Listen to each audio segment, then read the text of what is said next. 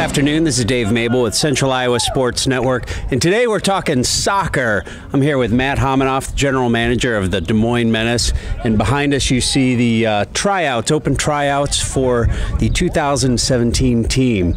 Matt, you got to be excited about the season. We're real excited.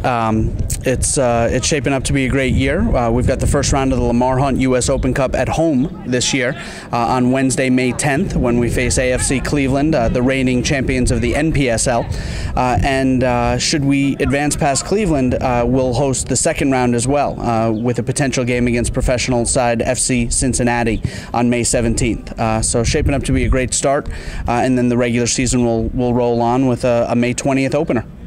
And tell us about the new coach. You've got a new coach, and he's looking for some new blood here. What's the season going to bring? Yeah, we're excited to welcome John Pascarella, who we affectionately refer to as JP, to the Menace family. JP joins us from Sporting Kansas City, where he was an assistant coach and goalkeeper coach for the last 8 years. Great personality, very positive. Everyone who has met him so far has really liked him. He'll certainly bring a lot of energy and a lot of enthusiasm to the position. But it's all about assembling the right talent and getting to play well from day one, which is always a huge challenge. Very good. Well, we at Central Iowa Sports Network look forward to streaming many of the games and look forward to the season opener on May 10th. Matt, thanks for your time, and good luck. We'll see you this summer. Thanks, Dave. Take care. Hey, this is Dave Mabel at Central Iowa Sports Network, and we're here with the new coach of the Des Moines Menace, John Pascarella. Did I say that right? You said it right. German, right? Yeah. Or is it French? Actually, it's Irish. Irish, yeah, Irish. Right. I believe that.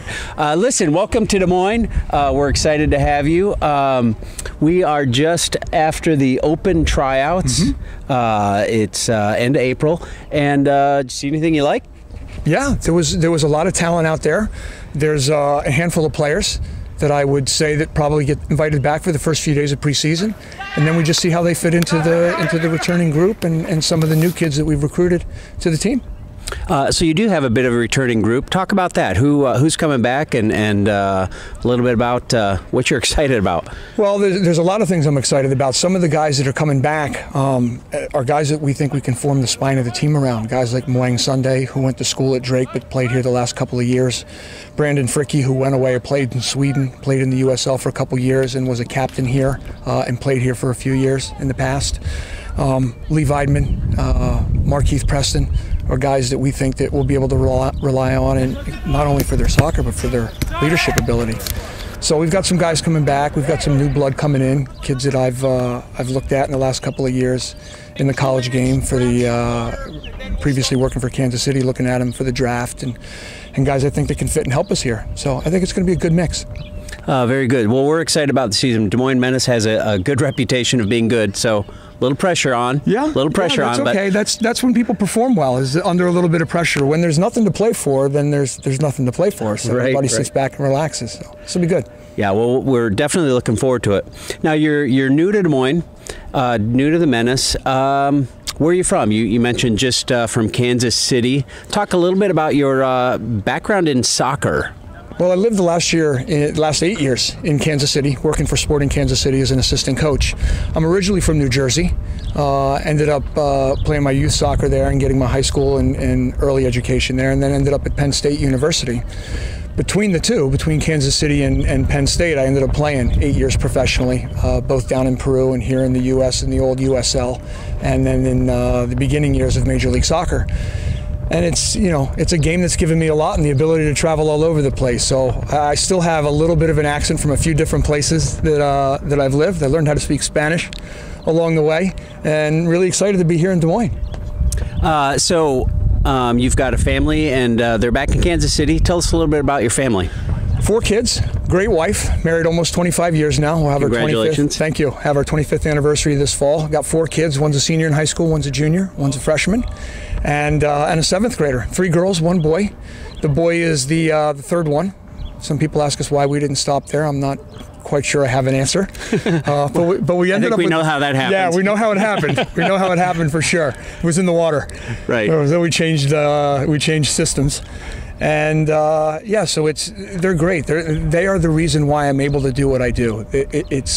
Coaching's not the most stable. Professional sports is not the most stable environment to make a living in. So you move and you get uprooted and you get hired and fired and change jobs, and they've been great. You know, and regardless of what happens, whether we win or lose, I come home and I'm dad and I'm the husband, and it's been fantastic with them. So they are the air that I breathe. They are the reason why I'm able to do what I do. So I never forget that.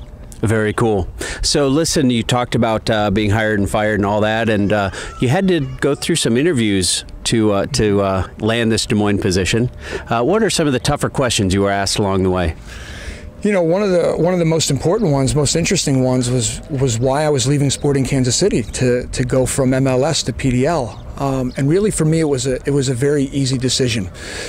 The fact that the Menace have a stable and very good organization that's been owned for the last 20 years by Kyle Krause was one side of it. The other side of it was that I wanted to test out my methodology, my leadership ability, my capabilities as a head coach, and see if it would work.